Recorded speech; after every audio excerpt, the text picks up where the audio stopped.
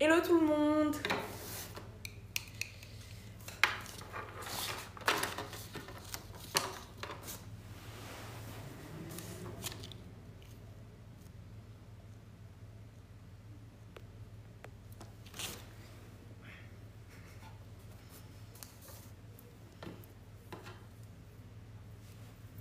Hello tout le monde, j'espère que vous allez bien.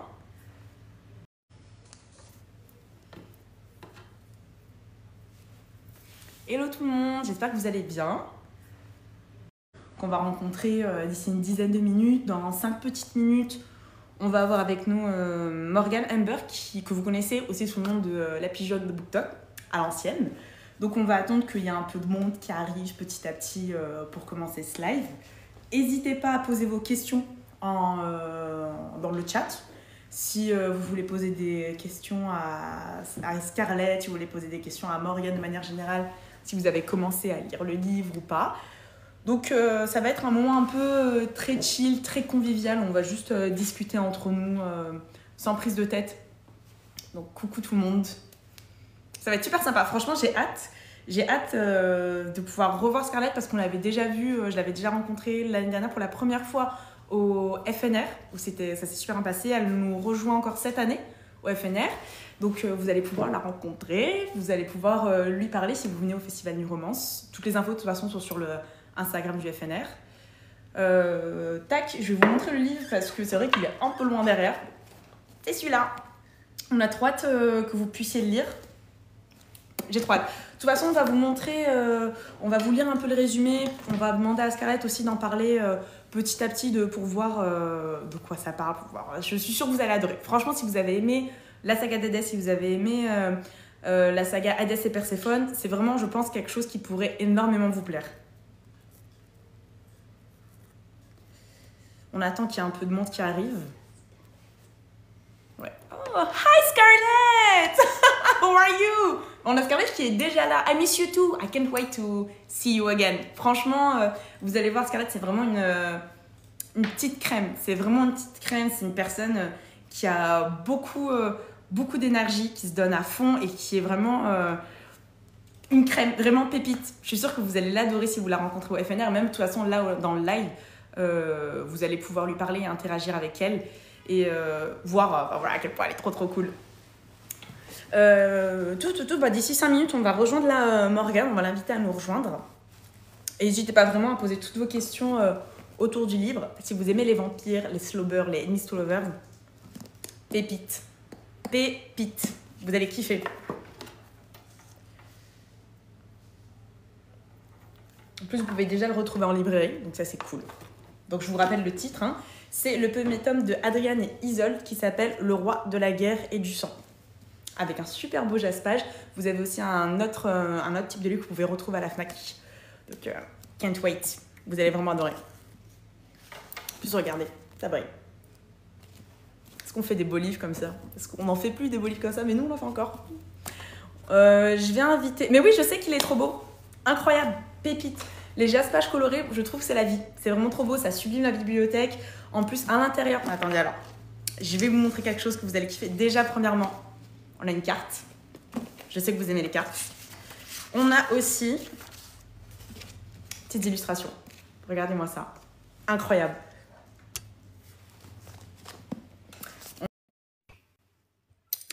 La Queen BookTok. Coucou! Mais qui voit l'âge? Mais qui voit l'âge? Ça va? Ça va et toi? Ouais, ça va, écoute, ça fait grave plaisir de te voir. Bah ouais, je suis contente. Merci. Trop joli. J'étais en train d'expliquer à Scarlett parce qu'elle se souvenait plus comment ça marchait les lives. Pour ça, je suis un peu en retard. Elle devait me poser des questions et moi je calculais pas. Écoute, Scarlett, c'est pas le moment. Ça fait trop plaisir de te voir. C'est bon, on a compris. Ouais, ça devrait aller. C'est dans 5 petites minutes qu'on est avec nous. Je sais pas si t'as fini. Mais qui vit avec toi? Non, mais je te jure, aucun professionnalisme ces animaux. Incroyable. Grave, c'est un petit chien. Oui, attends. B! Tu peux dire à Jenna de se taire? Merci. Il va obéir. Ah bon. C'est pas grave.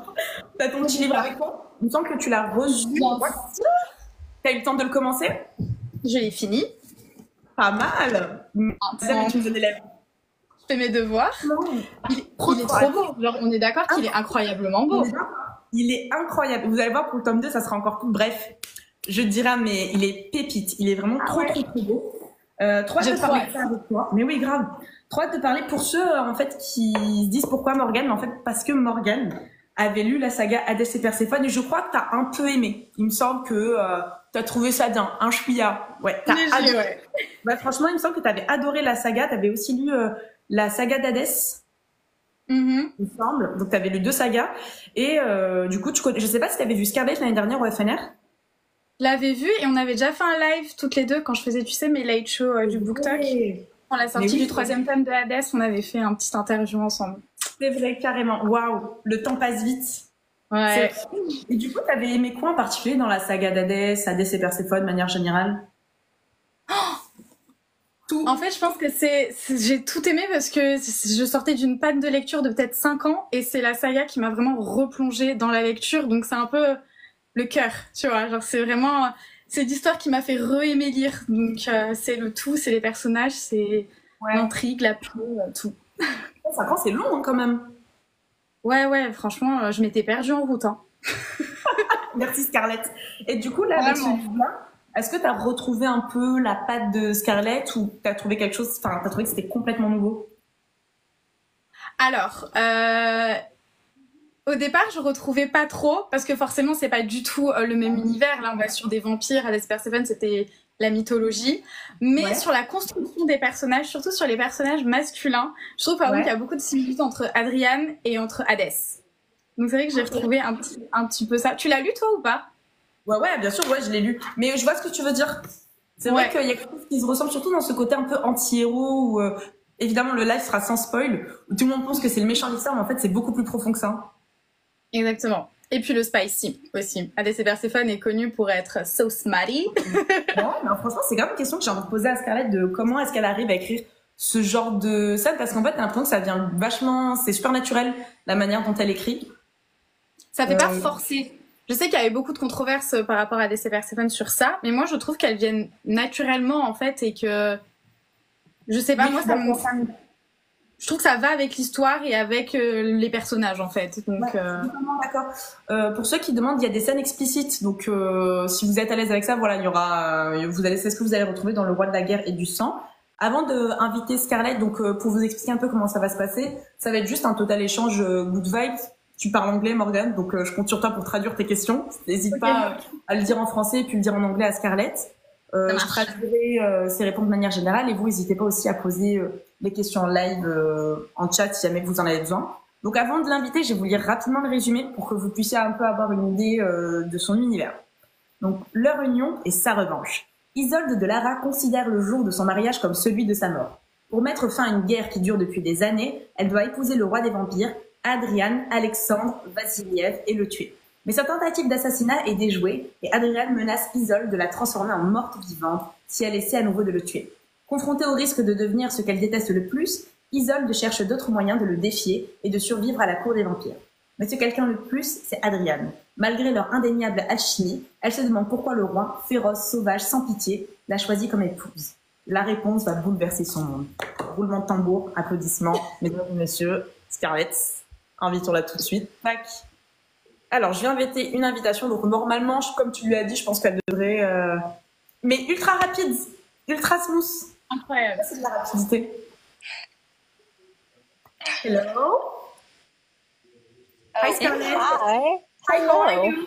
Let's see if this works. Hi. How are you? Oh, it's so good to see you guys. Yes, me too. It's been so long. I know, long and not at all. I know. But we see you again this year in the festival New Romance at the end of the year. Can't wait to see you. Yeah. Donc pour ceux qui viennent d'arriver, donc Scarlett va nous rejoindre au FNR. Ça va être super, très bonne ambiance. Vous allez adorer pour ceux qui viennent. So Scarlett, I'm going to translate French, English. I'm going to try my best. Today we have with us Morgane, which is a big fan of your Hadès and Persephone saga, the Hadès saga also. So for you, explain you a little bit how it's going to work. It's going to be very smooth, very chill. We're going to ask you some questions, make a little talk together. And please give me the time to translate. I'm going to take my time. Take your time also. And people are also going to ask some question in the live chat, which is okay for you? Awesome. Yep, that sounds great. Perfect. So thank you to be here. Thank you. Got this masterpiece with these beautiful books. As you can see, we have beautiful color here. Like a little bit of It is smile. beautiful. It's beautiful because of Hugo, so. Oh, thank you. Elle adore le livre. Franchement, elle kiffe. Je mens pas, hein. On est d'accord, Morgane. Elle a dit qu'il était beau. Je mens pas. Merci. I love it. Like the gold details everywhere. I think it's one of the most beautiful cover we have in this collection. It I is would very say. beautiful. I adore it. I can't wait to see them. They were sent to my house but returned, so so it's going to be a little bit longer before I get to hold them in my hands, but I'm so looking forward to it. I also love the black cover. Is that for Fnac? Oh, so beautiful. Yes. Donc, elle a hâte de les voir. On a deux versions, en fait. On a cette version blanche et aussi la version noire qui est disponible à la Fnac. Donc, vous pouvez avoir les deux versions. La version noire est vraiment que disponible là-bas sur la Fnac. Donc, n'hésitez pas à aller voir. Écoute, moi, je te propose de commencer maintenant, Morgane, si t'es ready. Scarlett, we're going Tu to me poses start les questions ou moi? Écoute, si t'as une question, vas-y. Chaud. Franchement, je vais juste jouer un peu l'intermédiaire entre vous. J'ai aussi 2-3 questions à côté. Si toi, t'en as en tête, c'est ton moment. N'hésite pas à les poser en français, puis en anglais juste après pour que tout le monde puisse comprendre. Ok, alors ma première question en français pour commencer, c'est j'aimerais savoir comment lui est venue l'idée de l'histoire de Adrienne et Isolde et quelles ont été ses inspirations pour avoir quitté du coup la mythologie grecque et être plongée dans l'univers des vampires. So Scarlett, as you know, I loved Hades and Persephone. I loved the Greek mythological thing, and I wanted to know was it hard for you to jump from one universe to another and go from mythology to vampire, and what was your inspiration for this? Yeah, it's always a little hard to switch into a new universe because each one has a tone. But vampires are mythology too, so it was sort of just natural to do a deep dive on like vampiric mythology, which was the inspiration behind this book in conjunction with I always get tired of, it's not a tired trope, but like when the bad guy offers the woman the world and she declines, and I'm like, what happens if you accept? And that was sort of the concept behind King of Battle and Blood. Yeah. Tu traduis ou je traduis? Écoute, on va se compléter, ma belle. I'm going to translate Scarlett. I'm going to try my best. I hope it's You're going to do great. Donc, c'est toujours assez dur de se plonger dans un nouvel univers, mais en même temps, chacun a sa petite patte. Donc, c'est toujours intéressant de découvrir à chaque fois un univers. Les vampires, c'est déjà en soi un univers, c'est déjà une mythologie en soi. Et elle voulait un peu voir qu'est-ce qui se passe si on accepte de plonger un peu dans le monde de ce méchant garçon qui est Adrien de manière générale. C'est bon, Morgane, tu vas aller. C'est ça. Après, elle a dit aussi que elle trouvait ça super intéressant, en fait, comment lui est venue un peu l'histoire de Adrienne et les autres, c'est que en général, il y a des tropes un peu clichés où le bad guy, enfin le méchant un peu va offrir le monde sur un plateau d'argent à la fille et la fille elle va dire en mode non, je veux pas. Et elle s'est dit, qu'est-ce qu'on ferait si cette fois-ci la protagoniste accepte et qu'est-ce qui se passerait? Et donc c'est comme ça qu'elle a créé l'histoire de Adrienne et Isolde. Tout simplement. C'est vrai que c'est quelque chose d'assez... Enfin, ça revient de plus en plus souvent, le monde des vampires, alors que, en fait, on a un peu cette bataille là actuellement dans le livre, les fays ou les vampires. Donc, est-ce que on peut espérer voir quelque chose avec des fays plus tard? Pourquoi aussi elle a choisi le monde des vampires à la place? So, Scarlett, we see that there is a new book with vampire this time, but also with the fays. So why have you choose to write about vampires and not fae, which is very trendy actually? But also, do you think about writing about these spaces or not really? Oh, about fae? Yeah. Well, I have a set of fairy tale retellings, but they stay true to the source material of like Grimm fairy tales and Hans Christian Andersen, which I find like more fun. But I guess in like fae and the fantasy like in sort of what we're seeing now, it doesn't quite appeal to me. Yeah, I don't know why. I'm I like my funny little fairy tales because they can be so ridiculous, right? There are no rules. But yeah, so I'm sticking with my vampires. Okay, so you prefer actually to write about vampires for now? Yeah, I like the world you can set them in. I like the tone of it, sort of that medieval, like gothic empire. I that really appeals to me. Mm-hmm. But overall, too, I think, vampires sort of go hand in hand with witches, and that's really what I'm interested in is this concept of like, well, witch hunts and how they begin and how women are at the center of those. And, how does a world that values masculine energy, like, how does the feminine overcome that? And that's really at the center of this book or this series, I suppose. I just did it via like vampires, which I think, are inherently sexual, which I enjoy. Really? So there's a lot of elements there, right? There's a multitude of reasons that I kind of went down this path, and this is a lot to translate, but it just got out of control, really. Yeah. So, de manière générale, en fait, elle trouve le monde des vampires plus intéressant, plus fun, avec le côté un peu gothique, enfin le monde qu'il y a autour de cette légende du mythe des vampires l'attire beaucoup plus que les faits. Et on peut aussi voir dans le livre, quand vous allez le lire, ou si vous l'avez déjà lu, que ça se lie de manière assez forte avec l'univers des sorcières. Elle a voulu aussi mettre en avant le côté un peu chasse à la sorcière qu'on a pu retrouver et la place des femmes dans un univers qui est quand même très masculin, notamment durant cette sombre période de l'histoire, pardon. Et c'est un peu l'énergie qu'on retrouve de manière générale dans le livre. C'est vrai qu'il y a beaucoup d'histoires de sorcières. Enfin, c'est même un thème qui est assez principal dans ce roman, finalement. T'as tout dit. Ouais, voilà. So it's like, can we say it's a little bit of, I want to say feminism because most of your books, we can say you wrote about strong female character, like Isolde, which is a woman with a very strong temperament, who's not afraid to speak and to act. Is it important for you to create strong female and main character? Donc, de manière générale, est-ce que c'est important pour elle de créer des personnages féminins forts, qui se laissent pas faire, qui parlent et qui agissent pour eux-mêmes aussi pour le bien commun? Sorry, I'd say it in English, then it translates in French. So sorry. No, that's okay. You're asking, is it important to me to write like strong female characters? Yes. Yeah. Yeah, I feel like, well, with Isolde in particular, I was really excited to write someone who was unapologetic because women apologize for everything, and Isolde is not that way, and she's who I really aspire to be. And, a lot of times people find her to be very difficult, but I think in part, like, how would you feel if you were taken from your home and put in an environment where you were the prey, right? And you have to fight to show that you're worthy, right? And the whole progression of this like concept really is like what happens when the conquered becomes the conqueror. And but I love that from a female perspective because so often it's the male who does that, and she starts out being the conquered.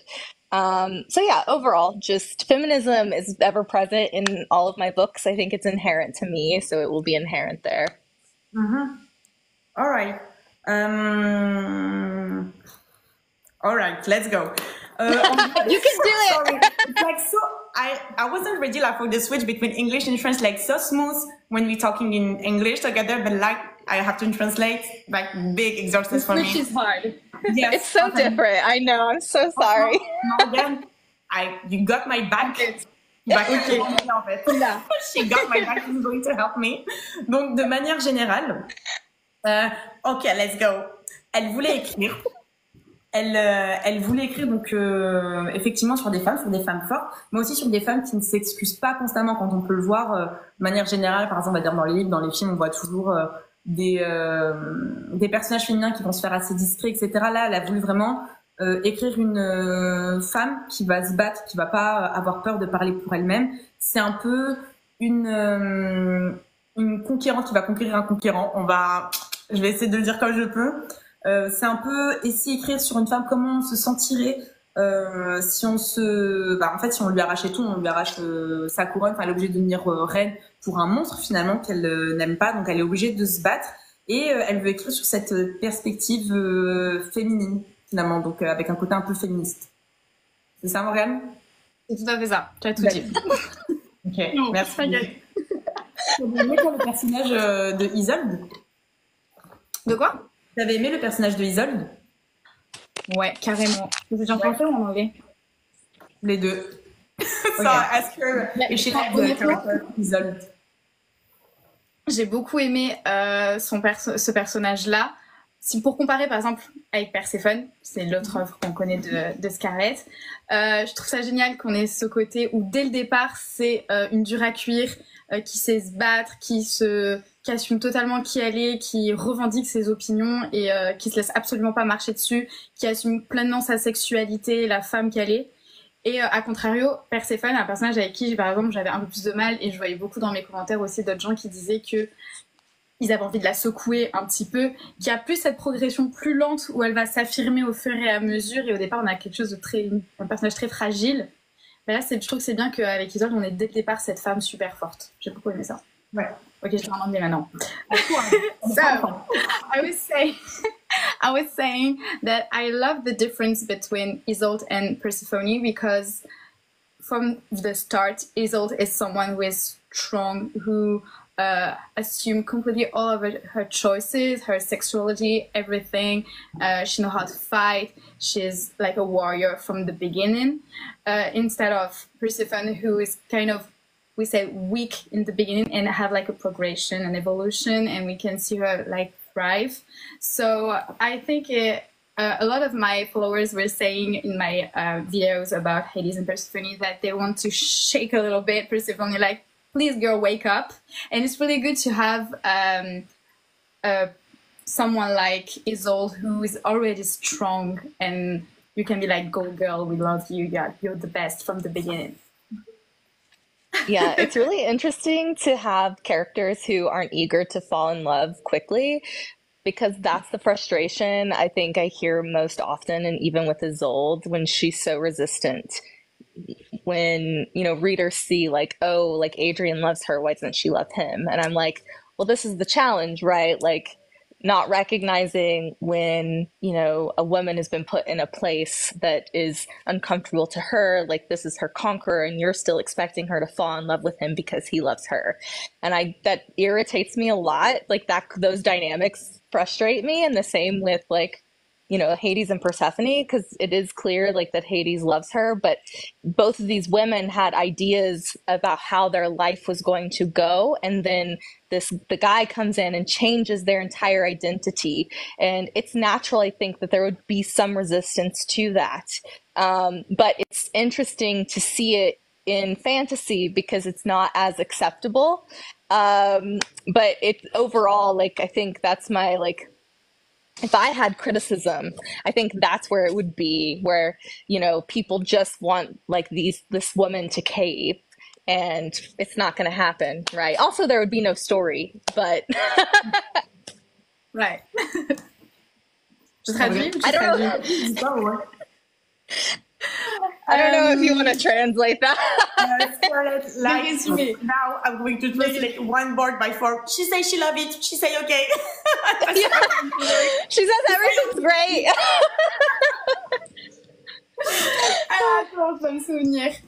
Non, elle disait justement que elle aimait bien en fait créer ce genre de personnage féminin assez fort, et que dans la vie, que le point commun entre Perséphone et Isolde, c'est qu'elles avaient toutes les deux une idée de à quoi leur vie allait ressembler, et un homme en fait vient mettre le chaos, on va dire, dans toute leur vie, dans leur projet, et en fait elles ont forcément une petite résistance où elles sont un peu contre cette idée-là à la base, et elles disent en même temps c'est un peu le but, et elles disent en fantaisie des fois les gens ça peut les gêner. Mais en soi, s'il n'y a pas ça, bah, pour elle, il y a pas d'histoire et c'est ça qui est intéressant au final. Je sais pas si tu veux rajouter un truc. Non, je suis totalement d'accord. N'hésitez pas en commentaire à poser des questions. On essaie de toutes les noter ici dans le petit cahier. Donc, n'hésitez vraiment pas. En même temps, on prend des notes pour traduire. Scarlett, also, did you draw your inspiration from a person for the character of Isolde and Adrienne? Is it like some book inspiration, movie inspiration, someone you know around you, or it's like you can say it. It's only That's French. so funny. It's only the French. You'll tell no one. Yeah, don't worry. Or maybe something with your books inside Hades and Persephone. Donc là, on lui demande un peu, est-ce que dans son livre Adrienne et Perséphone, it's absolutely no, it's not Adrienne and Persephone. Est-ce que dans Adrienne et Isolde, est-ce qu'elle s'inspire de personnages, par exemple, qu'elle a déjà vus dans la mythologie, dans des livres, dans des histoires, dans des films, etc. Ou bien c'est plus des personnages dont elle va s'inspirer de son livre Hadès et Perséphone? Great question. Okay, so for Adrian, he's not directly inspired by Vlad III, but the trajectory of Vlad's life is to me like a very great representation of a morally gray character. So that's what I tried to embody for Adrian. Physically, I saw this fan art of Sauron on Pinterest, and that's why he looks the way he does. I want to see this fan art. I need to see it. I want to see it too. Yeah, I'll have to send it to you guys because people like it's literally like I was like if I had fan art when I was younger of the Lord of the Rings, I would have totally been a Sauron stan. I think Isolde is just, again, like she is pieces of me, like very stubborn, like she's who I aspire to be, like so unapologetic. You know, from the very beginning, like I did, she knows exactly who she wants to be and what she wants to be. And really, she's not going to let anyone stand in the way of that, even when she has these bumps in the road. Hades and Persephone, they're just inspired by the gods. If you read enough myths, their personalities come through very easily. So it's easy to latch onto that and create a character around the myth. Maybe that's easier to translate. Yes, like so much more. So I'm taking notes also. Yeah. My notes mean absolutely nothing. Like Persephone is not the same, which means absolutely nothing. But I'm trying my best. J'aime bien écrire sur des personnages morally grey à peu près. Et Isolde, elle écrit, c'est un peu un personnage, une partie d'elle-même, une partie de Scarlett. Elle écrit en fait une femme qui n'a pas peur de s'imposer, qui n'a pas peur de ne pas s'excuser. Isolde, c'est une femme qui sait qui elle est et qui elle a envie d'être. Donc, et ça, c'est très important pour elle. Alors que Hadès et Perséphone, il y a plus une grosse inspiration aussi qui vient de la mythologie gréco-romaine. Si vous n'avez pas encore lu d'ailleurs Hadès et Perséphone, franchement foncez, c'est vraiment pépite cette saga. Il y a aussi l'autre saga d'Hadès. Donc, je vous en dis pas plus, vraiment c'est incroyable. C'est une dinguerie, Morgane, je sais que t'as kiffé, mais on en parlera un jour dans un live avec Hadès et Perséphone et toute la saga d'Hadès. Elle a dit aussi que pour le personnage de Adrienne, sa plus grosse inspiration c'était Vlad le Conquérant. Donc c'est, je crois, si je dis pas de bêtises, c'est lui qui a inspiré le comte Dracula, non? Si je dis pas de bêtises, Vlad. C'est ça, hein? Totalement. Et puis, et qu'en fait, quand il y a beaucoup de clichés et de fausses, des idées reçues sur lui, et qu'en fait, quand on fait un peu de recherche, c'est qu'on voit en fait qu'il a peut-être pas forcément fait que des mauvaises choses, et c'est pour ça qu'il a un peu ce côté, comme on disait, moral grey. Et elle disait que pour le côté physique du personnage, elle s'est inspirée d'un fan art qu'elle a vu de Sauron, du Seigneur des Anneaux. Oui. Voilà. J'espère que vous avez pu. Elle doit nous l'envoyer. Totalement. Elle a dit qu'elle allait nous l'envoyer. Can you send us? We're going to put it on story on Instagram. I'll send it to you. You make a promise now. You're forced to do it. Sorry.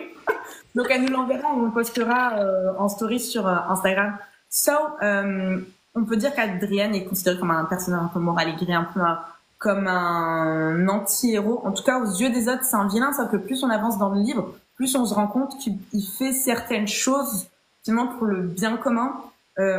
Adrian is considered as an anti-hero, but in the eyes of the other, he's a villain. But the further we progress in the story, the more we realize that in the end, he's more than that. And can we say that he did all of that for the greater good, for a good purpose, or not really? What your thoughts? I think Adrian does what he does for his self.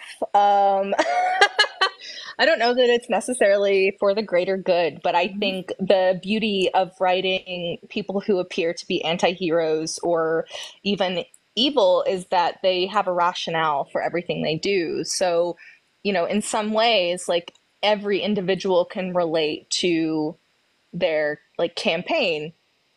But to me, Adrian, he lives in the past and he makes all his decisions in the past.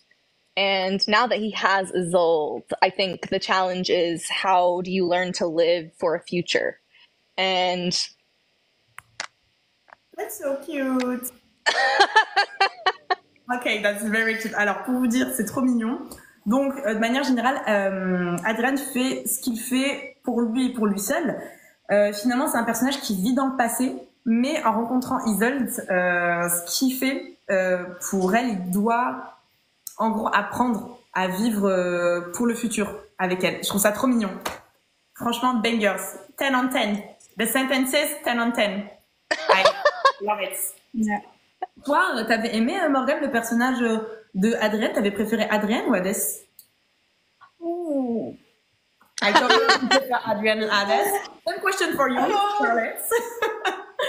If I had to choose between those two, Hades, no, like top. Yeah, I love Hades. I named my cat Hades, so it's in my heart. That's so awesome. Mon chat, il s'appelle Hadès. Sérieux? Mais oui. On veut voir Hadès. En fait, on veut voir Hadès. Est-ce qu'il ressemble à Hadès? C'est quoi, c'est un chat comment? Il est gris avec les yeux bleus, donc pas du tout.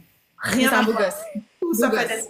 The cat is literally blue eyes and gray, so that you know Hadès. I don't know why. Oh my gosh, I love this. Yeah, I know. I don't like. I have a hard time romanticizing Adrian. Like he is motivated by love, but he annoys the hell out of me. So. Oh. Adrien, I love to discover Adrien. I think he's book boyfriend material. Like when you, yeah, when you know the end of the book, everything what it does it for. Yeah, I love him. He is very devoted, and I think like that's the thing is like I always say the one good thing about Adrian, the only good thing is his love of Isolde. Yeah. Yeah. Totally agree. Yeah. Tu traduis ou je traduis? Ouais, vas-y, traduis. Donc, du coup, on se demandait si on préférait le personnage de Hadès ou le personnage de Adrien, et on était tous d'accord, je pense, avec Scarlett pour dire que Hadès c'est dans le cœur pour toujours, mais que Adrien aussi avait quand même du potentiel, vraiment. Je dis que pour moi, c'était vraiment un des meilleurs good boyfriends, et quand vous allez finir de lire le livre, vous allez vous rendre compte pourquoi. Et Scarlett a rajouté que c'est vrai que si on peut reconnaître quelque chose à Adrien, c'est que sa plus belle qualité, c'est tout ce qu'il est prêt à faire et sa dévotion et son amour pour Isolde. Donc, vous verrez. Bravo, traductrice aussi. La classe. Oui, ça. Also, by the way, we're talking also about Alice and Persephone. Tu avais une question par rapport, j'ai vu par rapport à une certaine Aphrodite. Oui, Héphaïstos. On aimerait en savoir plus. Si on peut avoir des petites infos sur le spin-off de Aphrodite et Héphaïstos. So Scarlett, can you tease us a little bit about what's going on for Aphrodite and Hephaistos, if you can?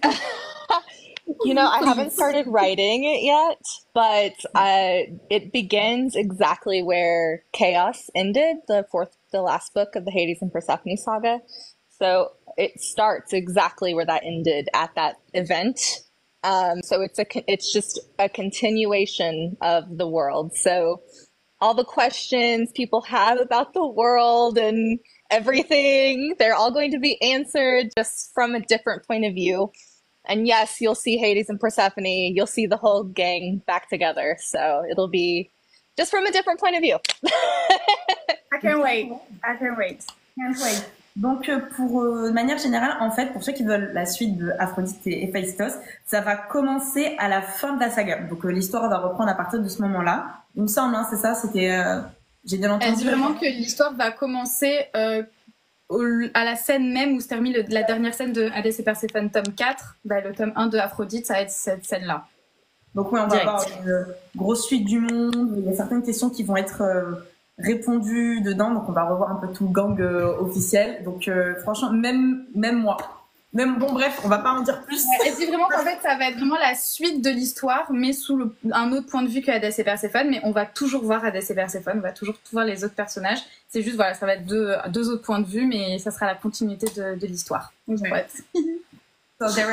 Il y a plusieurs plot twists aussi bien dans la saga d'Hadès, dans la saga Hadès et Perséphone que du coup dans le livre. Je vous le remonte, c'est Le Roi de la Guerre et du Sang qui est sorti. Donc vous pouvez retrouver maintenant en librairie. Donc il y a plein de plot twists et notamment un qui explique à peu près tout ce que Adrienne fait. Est-ce qu'elle peut nous expliquer un peu comment on écrit un bon plot twist? So Scarlett, there are several plot twists in this book as Hades and Persephone, for example. So in this one, there is a big plot twist that explains absolutely everything Adrienne does. Can you explain how to write a good plot twist? That's hilarious. You know, I don't know. I think when I crafted this novel, I felt like it was going to fall into two categories. People would either not be surprised or they would be surprised. And I think it just depends on how well read you are, if you know what I mean. So yeah, I think it's just a matter, you have to learn over time, like what information to share, like what and when to share. And the beauty of it is if you go back and reread, you can see where the clues were. Like, you can see like the distance in certain characters. You can see the hints in certain, like maybe one word. But it's sort of over time learning, like basically what information to share when and how much. I am not very good at telling people how to do writing. How to write. That was a great tip. Donc, de façon générale, il y a deux catégories de lecteurs. Donc ceux qui vont être surpris et ceux qui vont pas être surpris du tout. Donc ça va vraiment dépendre du mood, ça va vraiment dépendre de qui vous êtes. Mais de manière générale, en tant qu'auteur, pour apprendre à écrire un bon plot twist, tu dois apprendre quoi partager, quand les partager. Et finalement, quand tu relis ton livre, tu te rends compte que tu as un peu placé des easter eggs, des indices un peu partout. Et il faut juste apprendre quand et comment les révéler. Toi, je sais, Morgane, que t'écris un peu. Est-ce que tu trouves que c'est dur d'écrire des plot twists? Scarlett, there is Morgane who writes a little bit. So I'm going to ask her, is it hard to write some plot twist for her? Yeah. I think, like Scarlett said, the biggest issue is where to put all the little clues. So it's not that obvious, but when you read it again, you're like, oh, of course, yeah. And it just makes sense. So that's the biggest, exercise, I think, when you write a plot twist. But I think it's great to have like some friends or family just reading what you write as you're writing it, so they can help you saying, no, that thing is too obvious, or so they can just help you with that.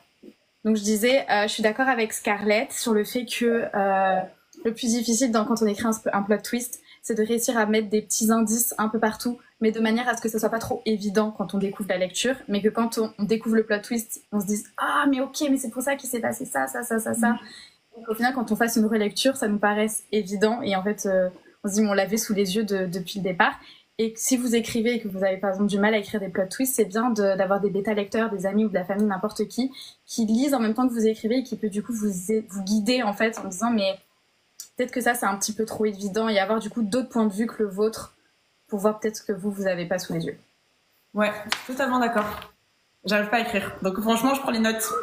Dans un an, vous allez me voir sortir un livre. Je vais l'appeler Plot Twist. I don't know how to write. I think it's like so difficult exercise. So I'm going to take notes. In 1 year, you're going to see, I'm going to show a book which name it How to Write a Good Plot Twist. Thanks to you. Thanks to you. But it's so hard to write. How many times have you How many months we can say, or years maybe, to write this book? Donc, en combien de temps est-ce qu'elle a écrit ce livre de façon générale? I think I took 6 months to write that book. All right. You know, I wrote it like years. It feels like years ago now. I know. Donc ça fait à peu près 6 mois, mais elle a l'impression que ça fait des années. Est-ce que pour la saga d'Hadès et Perséphone, ça a été pareil, à peu près les mêmes temps, 6 mois, un tome, ou est-ce que ça lui a pris plus de temps? For the Hades and Persephone saga, was the same time approximately, like for example, one book, 6 months, or have you take more time to write the entire saga or just the first book? Or was it very naturally, like in 3 months you have already wrote the first book? Hades and Persephone varied because, like, you know, A Touch of Darkness was the second book I wrote, and it took probably close to a year to write A Touch of Darkness. It was my first romance. But then subsequently, everything just got faster and faster. And so, yeah, I would say now I can write a book in 3 to 6 months. I would rather write it in 6 months, but if I have to, I'll write it in 3. In 3 months? All right. Donc, pour la saga, à peu près, pour Touch of Darkness, elle a mis à peu près 1 an. Puis, plus les tomes sortaient, plus ça allait de plus en plus vite. Donc, aujourd'hui, c'est à peu près 1 à 6 mois pour écrire un livre, voire 3 mois, à peu près. So, you write in 3 months, we read it in 1 night. And Yeah, I know. When the book's next. En fait, sinon, le problème, les lectrices, les auteurs mettent 3, 6 mois, 1 an à écrire des livres. On le lit en une soirée, le lendemain, c'est la suite. On veut la suite tout de suite. I will say, though, like, the last book in the Hades and Persephone saga, y'all translated so quickly. So it came out almost, like, on par with the English version. That was awesome. Yeah, totally. And we can't wait for our French reader to read the second book for this one because the first one was already amazing. On la retrouve aussi, Morgane, t'avais posé une question, je trouvais grave intéressante, c'était par rapport si on allait la retrouver ailleurs que dans la fantasy. Ouais, carrément. Tu veux Ouais, vas-y, je demande. I have a question. One day, will it be possible to see you in... What? T'as dit quoi? It's very hard. Will it be possible to see you in another genre? Like Another genre? Romance? Yeah, genre, sorry. What do you Like consider? romance? Oh, no, it's fine. I was repeating you, so I knew I was internalizing the question, not because you said it wrong. No, you're fine. I think it depends on what you consider another genre. I am writing what I call fantasy mafia romance right now. And I call it fantasy mafia because it's set in a other world that mimics ours, like New Greece. So I would say that's my first mafia romance. But there are a lot of other layers to that book. So that's kind of like what I've been stepping into recently. I have a love of fantasy though, and I love making worlds. I'm not particularly keen on writing in our world, so I probably won't go in that direction. Ok. Vas-y, traduis. Bah, waouh, le couteau sous la gorge. Qui traduit. Donc là, elle est en train d'écrire une mafia romance fantasy, c'est ça? Ouais. En gros, c'est dans un monde un peu parallèle au nôtre, un peu comme la Nouvelle-Grèce dans Hadès et Perséphone. Donc c'est pas non plus un monde fantastique comme on va avoir dans Adrienne et Isolde. C'est un peu comme le nôtre, mais avec des petites différences. Scarlett, the text, you know where to send it, okay? Oui, I mean, I got you. Okay? En fait, Scarlett, on va pas la lâcher parce que vraiment, ces livres, ils sont incroyables. But now you are still writing about the saga. Iris still, alright. Donc elle continue d'écrire sur cette saga. In book 2, do we learn more about Adrian's story? Est-ce que dans le tome 2, on va en apprendre plus sur l'histoire de Adrienne? I joke that book 2 is the one where everyone gets a backstory because that's what it is. But it's a bridge book that really sets up the third, which is coming January 2026 in America. So yeah, and then there is a prequel that I'm going to be working on as well that's going to release in May 2025. And it should probably be read in the order as KBB, QMM, the prequel, then Kingdom of Spirit and Shadow. All right. So the second one maybe next year and also a prequel. Yeah. Ok. Donc, on va, pour le prochain livre, on va sûrement avoir plein de backstories sur plein de personnages. Donc, ça, c'est cool. On va pouvoir un peu découvrir un peu plus l'histoire de Adrienne. Et on va aussi avoir d'autres livres qu'elle se tâte, ou en tout cas qu'elle va écrire. Donc, notamment un préquel. J'adore. Franchement, je vais j'ai trop hâte de le lire. Je pense savoir sur quel personnage en plus, donc je pense que ça va être super intéressant. Sur qui, sans spoiler. Si ça spoil. Ah non, ça spoil. Ah, ce personnage, ok. Désolée, faut le lire. Voilà. Désolée. Elle a dit aussi du coup que le tome 2 il sort en 2024, c'est ça? Non, 2025. Ouais. Et le tome 3 en 2026 aux États-Unis. Ouais. Oui, tout à fait, ouais. Donc ça, aux États-Unis, de toute façon, on vous donnera toutes les dates dès qu'on pourra vous les donner. And I have a question. Ouais, c'est ton moment. Is the second book gonna be like a double POV, or is only gonna be the Isol POV or Adrian one? It has a few chapters from Adrian's point of view. He couldn't have more than I gave you because he would give too much away. Okay.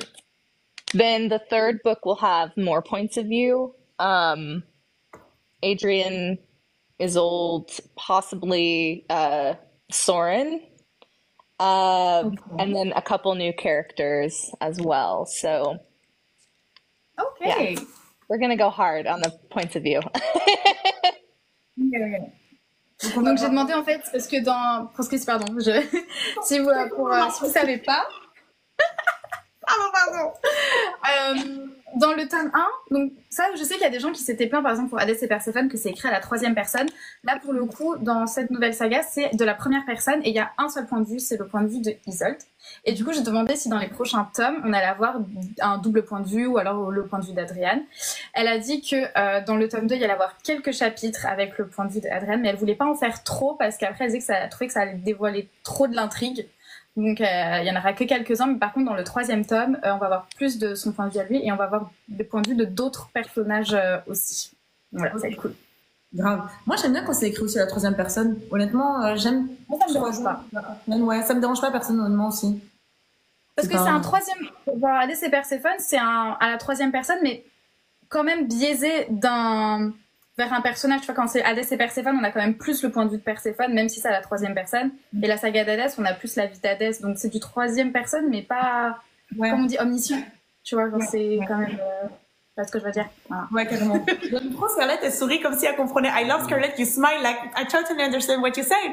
Well, that time I was reading the comment in the bottom that says Scarlett's book still like home, and I was like, oh. Totally. Do you prefer to write with the first point of view, like the point of view of your characters, or like outside point of view? To me, it just depends on like what the character feels like. For Persephone, I felt like she needed to be third person. Although I feel like when I write third person, it feels very first person. But recently I've written everything in first person. It just, I don't know that it changes much, but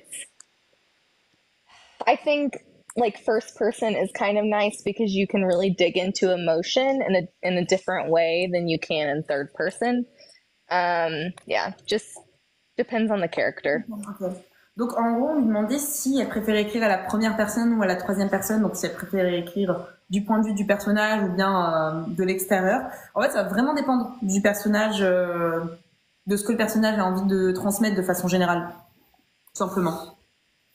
Voilà. Et tu voulais pas lui demander aussi comment, avec autant de facilité, elle arrivait à écrire les scènes spicy? Tu t'en es rappelé? Ok. Évidemment, tu t'en es rappelé. Grave. I want to know. No, everybody wants to know, not just me. Not me. I'm not taking the responsibility. Is it easy for you to write some spicy scene? Are you like are you like shy, like when someone else want have to read it, like don't read this part, please? Or is it like something very natural for you? Like go ahead, you can read it. It's go ahead. Because No, I send them. No, I send them to my friends. I'm like, read this sex scene I just wrote. Like, please, like, read how great it is. Like, they are. It depends on how, like, that level of difficulty. I think depends on how long I've been with the couple. So like, there's a spicy scene in Chaos. And it took me 3 days to write it. It's not that long, but it took me 3 days. That's very long. That's very long. Yeah, it was just like, because it's so much more than just like movements, right? There's like emotion and there's just, I mean, you're communicating a lot in a very intimate space. And I think like that makes it even more difficult. Yeah. But like sometimes it's just like, I just know exactly like what this couple, like how this couple will, Mm-hmm. Yeah. do it. Yeah, so it just depends. But I do enjoy it. I do think that sex scenes can be just as hard to write as fight scenes, though. I don't know. Morgan, do you agree? That's the thing, because I love reading spicy things, but to write them, I think it's so hard, because it's like you got the ick of yourself, like you're ready, like, oh my god, am I really writing that right now? So I have to be like in the mood, like put some music. I don't know, I have to do something just to get the inspiration, So it's hard. But fight scenes are also really, really hard. So I get what you're saying there, because I don't fight you more so often, so it's hard to put yourself right? But yeah, that's hard. Je traduis, oui. Du coup, on se demandait donc si c'était difficile d'écrire des scènes de smut, etc. Et Scarlett disait que pour elle, en fait, ça dépendait. Par exemple, je crois que c'est pour le tome KO, elle a dit, pour le 3. Ouais. Quatrième, je sais plus. Bref, pour un tome de ADC Perséphone, elle avait mis 3 jours à écrire une scène. Parce que en soi la scène n'était pas très longue, mais elle disait en fait c'est quand même subtil à écrire, parce que c'est pas juste des mouvements et de l'action, il y a aussi de l'émotion à faire passer, il faut que ça soit quand même bien fait, donc parfois c'est difficile, mais parfois pour certains personnages, en fonction de ça fait combien de temps qu'elle écrit avec eux, on va dire, ça lui vient de manière plus naturelle et ça fait sens tout de suite. Mais elle dit que pour elle c'est aussi difficile d'écrire une scène de smut qu'une scène de combat. Et elle m'a demandé si c'était le cas pour moi, et je lui ai dit que j'adorais lire des livres spicy, enfin si vous me suivez vous savez, mais que les écrire c'était un autre combat, que limite on se gêne soi-même, on s'est dit mon Dieu je suis réellement en train d'écrire ça, ok, et que j'ai besoin de me mettre dans une ambiance, mettre de la musique, des bougies, genre enfin un délire. Et je disais que pour les scènes de combat c'était super dur aussi, parce que contrairement au reste, je me bats pas souvent, donc j'ai pas énormément d'expérience là-dedans pour pouvoir écrire là-dessus. Non, je suis pas trop, tu vois. Bah non, art martial, tout ça, pas trop.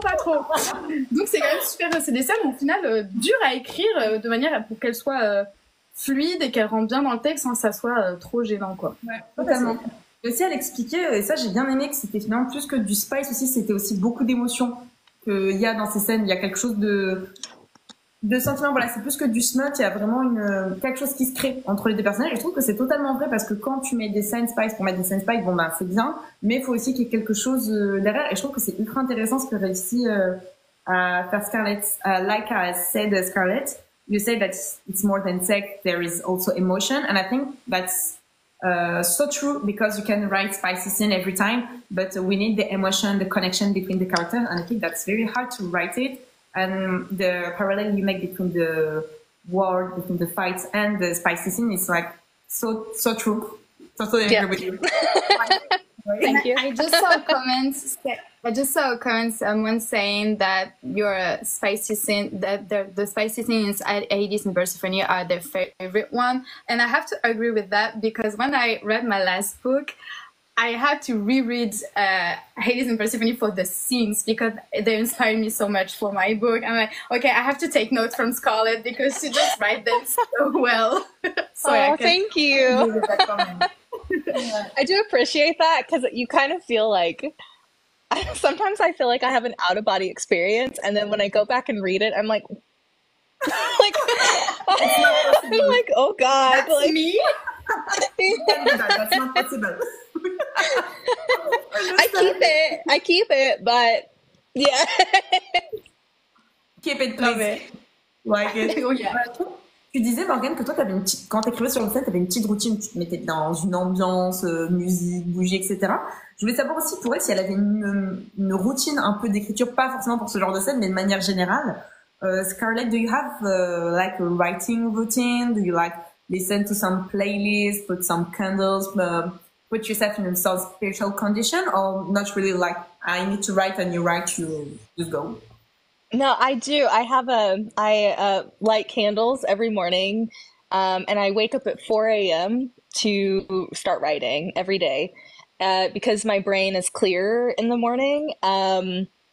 So yeah, light candles, wake up at 4 a.m. I listen to just like kind of like instrumental music because the older I've gotten, the more my brain cannot focus on music with words and writing words. So yeah, that's pretty much what I do. So It's a lot, like you wake up at 4 a.m. Okay, no comments. I know, okay, but scientifically, apparently, this is a lot to translate, but apparently scientifically from 3 a.m. to 5 a.m., the like there's a magnetism in the planets that energizes the nucleus of the cells, and it makes you have more energy. And so yeah, anyways, that's not why I do it. I just feel like I have a clearer brain, but scientifically it makes sense. I don't like that science, so it's not true for me. But too much. Are you a night owl? I feel like between 3 and 5, that's where my sleep is like the more deep and where I sleep the best. So I don't know. Scarlett, we love your book, but go to sleep, please. I do. I'm like a grandma. I go to sleep at like 8 p.m. But like, you know, when I come to France, like y'all party till like 2 a.m. And yeah, I'm like, and I have a pillow in the corner. Every time. Donc elle explique qu'en effet elle a bien une routine, donc elle allume des bougies chaque matin, elle se lève à 4 heures du matin. Prenez exemple les futures autrices, ça sera pas mon cas, sachez-le, 4 heures du matin, j'ai besoin de dormir. Et elle écoute aussi des playlists mais instrumentales, donc sans parole derrière. Et elle expliquait qu'apparemment scientifiquement, entre 3 et 5 heures du matin, il y a un magnétisme sur la planète qui fait que t'es plus efficace. C'est ça à peu près? Ouais, t'as plus d'énergie à ce moment-là. C'est pas mon cas. À ce qui paraît. Moi, I know you don't believe me. Yeah. No, I not say that, Scarlett. Don't worry. So, oui, elle dit qu'elle écrit à 4 heures du matin parce que c'est là que son esprit est elle est le plus clairvoyante et c'est là qu'elle arrive à avoir le plus d'énergie pour écrire. Moi, si tu mets à 4 heures du matin devant mon ordinateur, je suis comme ça, je fais rien du tout. Hein. c'est impossible. N'hésitez pas d'ailleurs à poser vos questions, pareil, ou mettre vos routines d'écriture dans le chat. On va pas trop tarder à libérer Scarlett d'ici 5-10 minutes, donc c'est le moment de commencer à poser vos questions. So I told them that we're going probably finish in like 5 or 10 minutes, so they can write their question in comments. There's someone who have asked if you could keep one book of all the books you have, right? Which book would you keep? Forever? Like I have to get rid of the other ones? Yeah.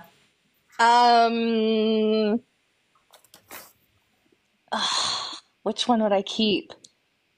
That's hard. Okay. Well, I had the most fun writing Mountains Made of Glass, which is not in French, but it's my fairy tale retelling. And it's just so silly. It's so ridiculous. And I had so much fun writing it. And every time, like when I go back to that series, the second one is coming out in paperback in October. It's just the best. It is so ridiculous. So I would keep that one, I think. Lots of good memories with that one. It's Mountains Made. You already told me about this one. And like you tease it so well that I just can't wait for it to be translated in French because I need to read it. This is just awesome. And I want it. Thank you. I love it.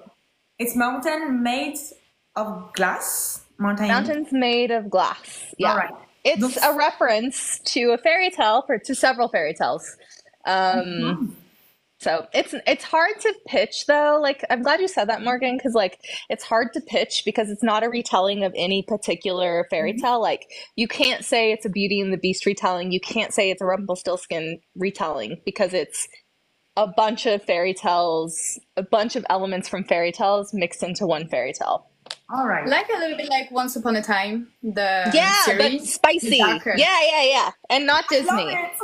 Yeah. Love it. That's right. Donc, en gros, il y a quelqu'un qui lui a demandé la question, c'est, vous pouvez garder un seul livre qu'elle a écrit, lequel elle garderait, et c'est un livre qui s'appelle Mountains Made of Glass, donc c'est pas un livre qui est sorti en français.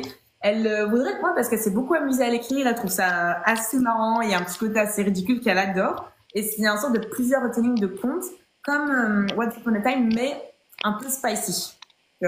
Moi je kiffe, tu m'as acheté. You got me, Scarlett, I'm going to read it. One word from you, spicy. I read it.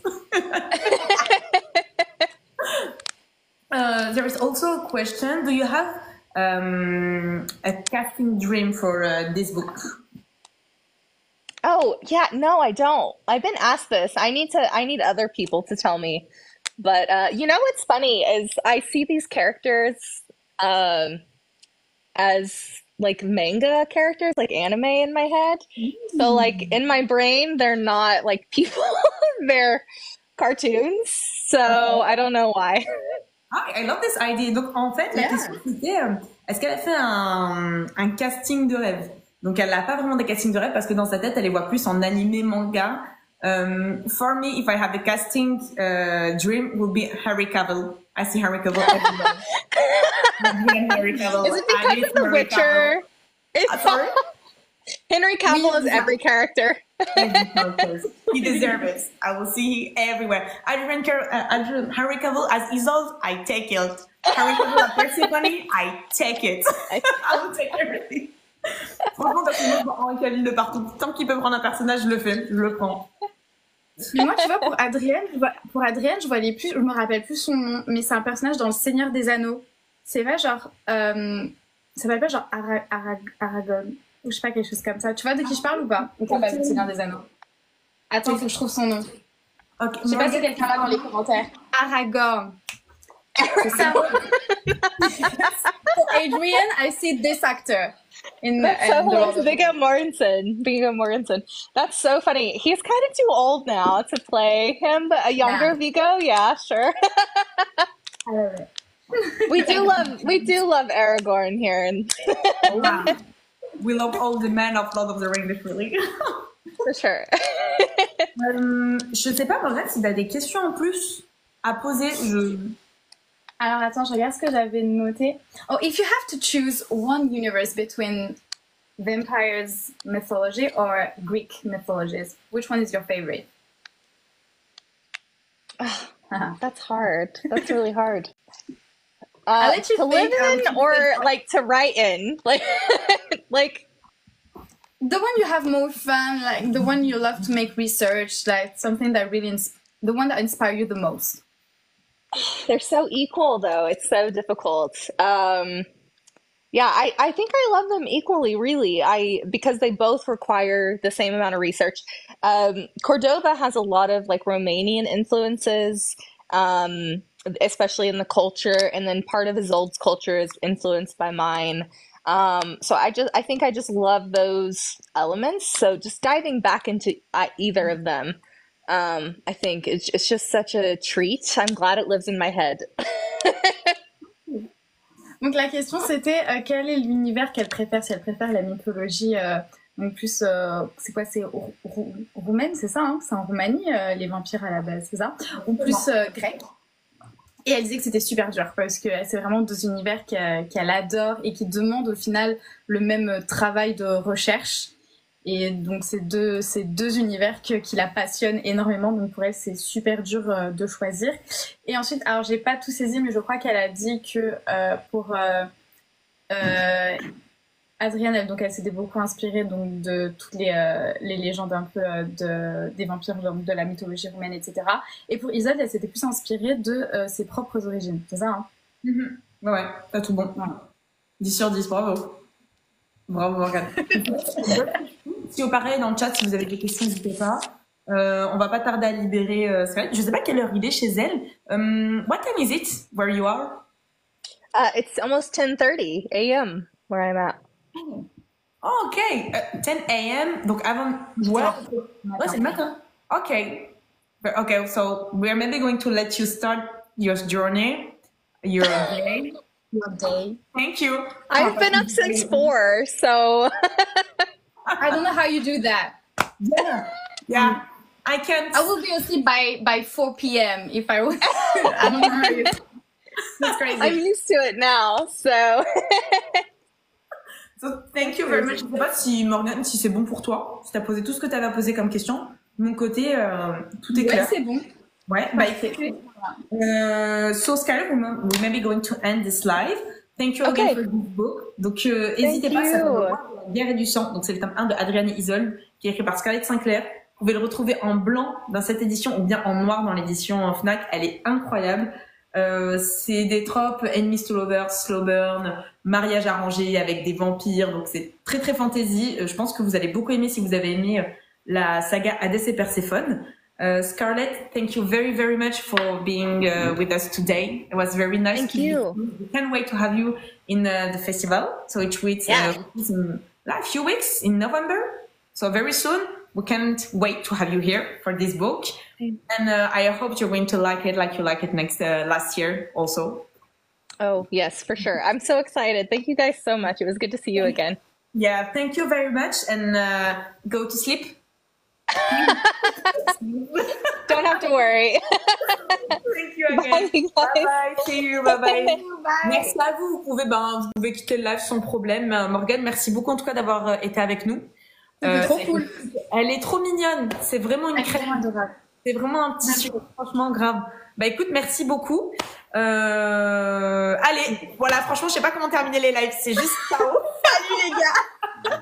Merci. Bah n'hésitez pas à suivre Morgane, franchement, sur les réseaux. Ouais, c'est bon. J'arrive pas à cliquer. Attends. Ça va être gênant. C'est gênant de ouf. Mais en fait, mon écran a bugué et genre, je peux pas quitter. Bah, tu sais quoi, je vais quitter pour nous. Je vais quitter pour nous. Ouais, voilà.